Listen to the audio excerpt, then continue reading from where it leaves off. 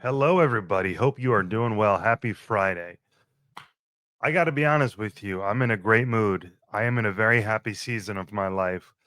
Just got married to the most amazing woman 2 weeks ago.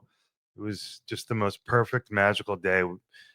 I never could have imagined it for myself.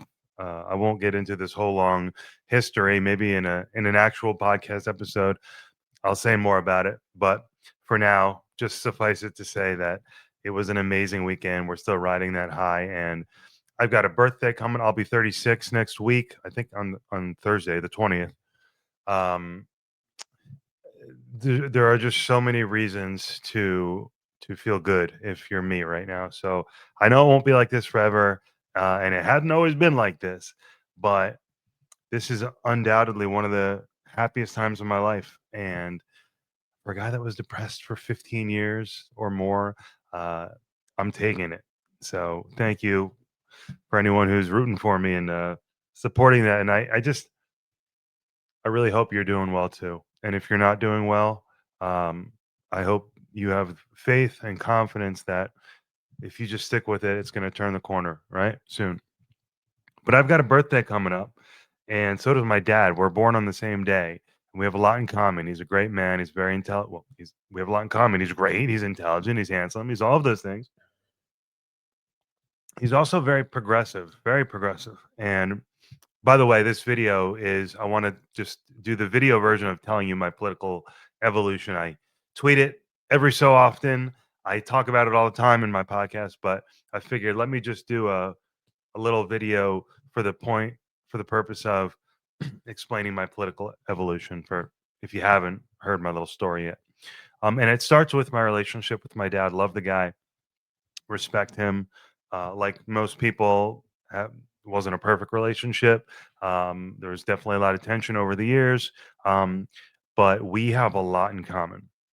And he instilled in my brother and I a very progressive mindset. And what I mean by that is just this idea that it's not that it was a condemnation of wealth or striving or capitalism, although I could make an argument, but let's say for now, it's not that it was that, but it was more so definitely that, hey, if you do well for yourself, it is absolutely your social responsibility to pay more in taxes.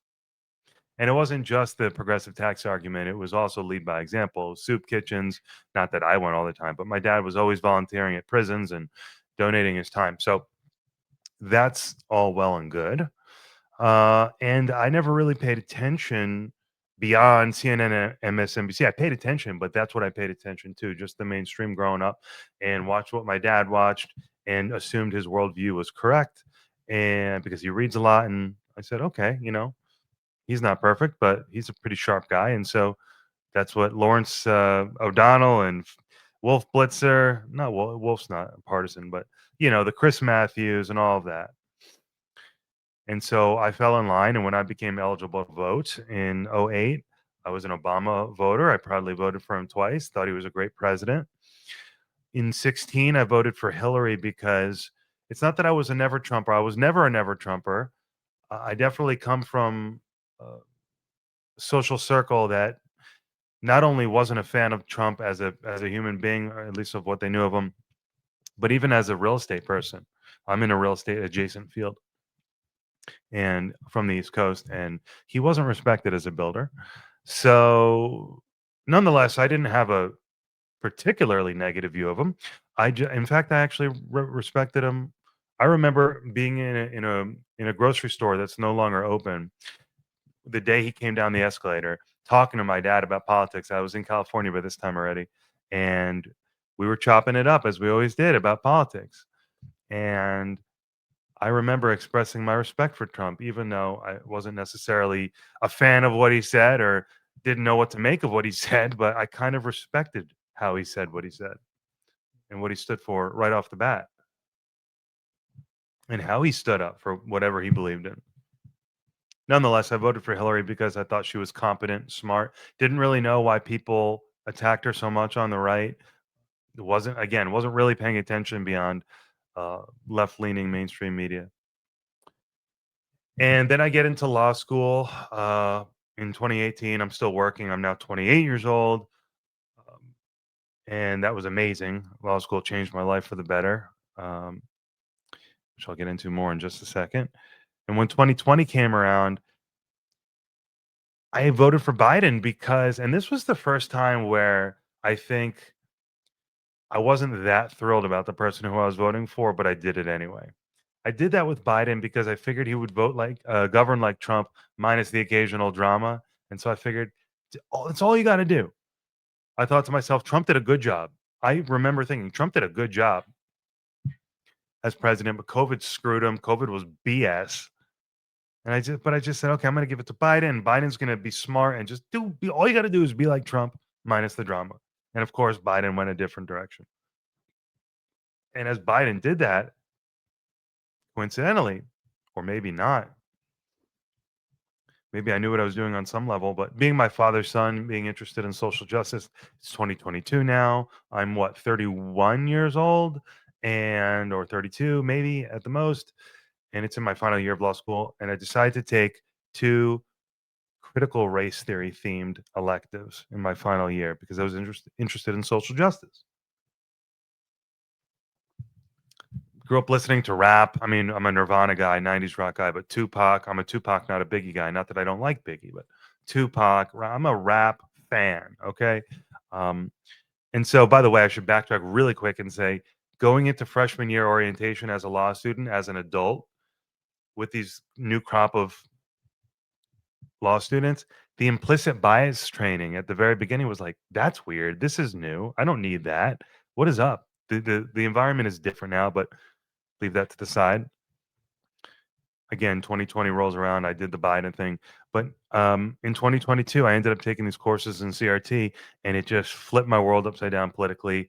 I the long and the short of it is, I guess I realized I was more of a Ted Cruz than a Barack Obama, so to speak. Excuse me for the water. It's the last sip. I hope that's the last I need. And I was so kind of jumbled by what I learned in those CRT classes that I had to do something. I was like, do I write a blog? No, that's too much work. Maybe I can do a podcast. Oh my God. Okay. Podcasts were kind of already big at the time. They weren't ubiquitous like they are now, but um, I said, okay, I'll do a podcast. I called it Searching for Political Identity. And I interviewed friends, law students. I eventually networked a little bit, a lot of libertarians, conservatives, really absorbed those arguments for the first time through genuine conversations and found them really attractive. And so I was drifting rightward, at least relative to where I had been, and at least in this current political landscape. So did I shift or did the landscape shift? That's another background theme we can keep in the back of our head. But I was doing the interviews every week, doing the solo episodes, reflecting on what I learned in CRT class. And then the 2024 election got underway. And honestly, the first candidate, so I was fading away from Biden at the time because of his performance, because of I could see the CRT in his administration and in his ethos. I was ready to move on from Biden. He had promised he promised he'd be a bridge president, AKA one term, dude. And he decided to run again. And I just was fading from him. And honestly, the first candidate who caught my attention was Vivek. Think about it. I'm like coming out of law school, coming from those back to back CRT classes that just totally flipped me out and made me realize I don't hate America. I don't want to deconstruct American culture and rebuild it. I think what we have now is great. And here's Vivek singing that same tune in that Vivek way, in that A+ student way. I did all the homework. I have all the arguments ready to go. He was like, "Mm." And I said, wow, that's the message. Meritocracy, unity, diversity is fine. It's permitted in our free culture and it's celebrated, but it's not the only source of our strength. We are unified by something. There is an American culture. There is the melting pot.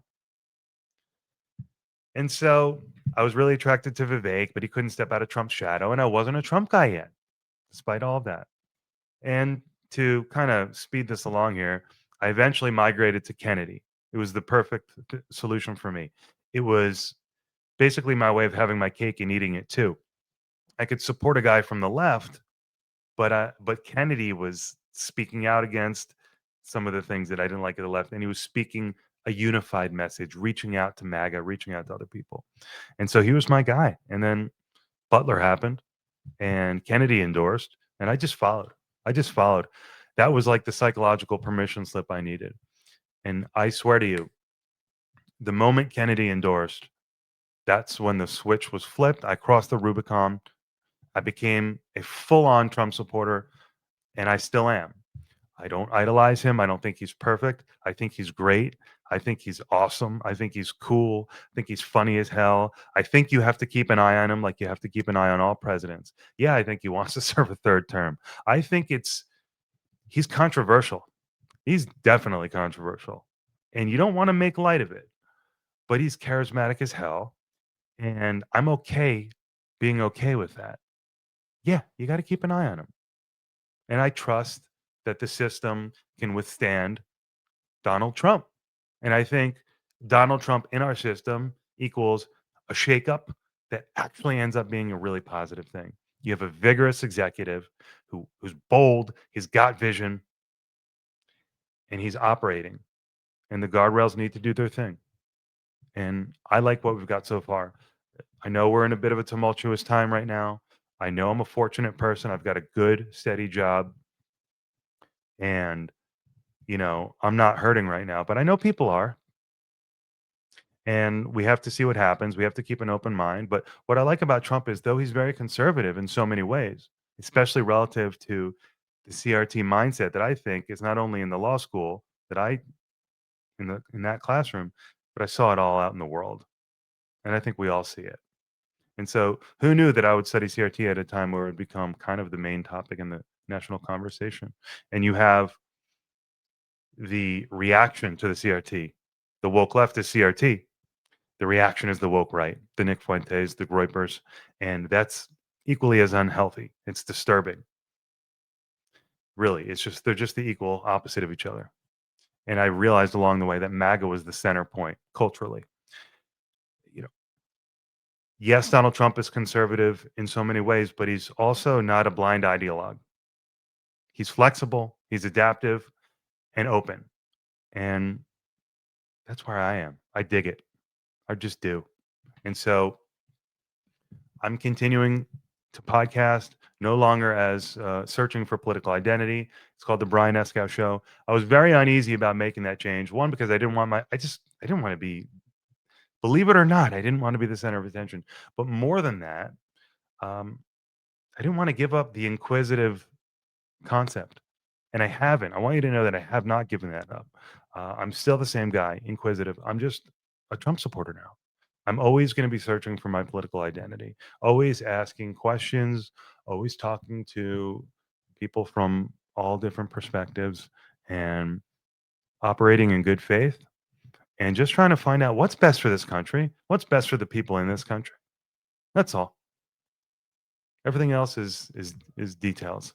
So that's what I'm doing. And if you want to be a part of it, I've got the podcast going. So um, that's about it, guys. I hope you have a great rest of your day, great weekend. And um, I know this happy season won't last forever for me, but I'm riding that high right now. And I just really hope you're riding a similar high. And again, uh, if you're not in that kind of place right now, just hang in there and it'll turn around. All right. Take care.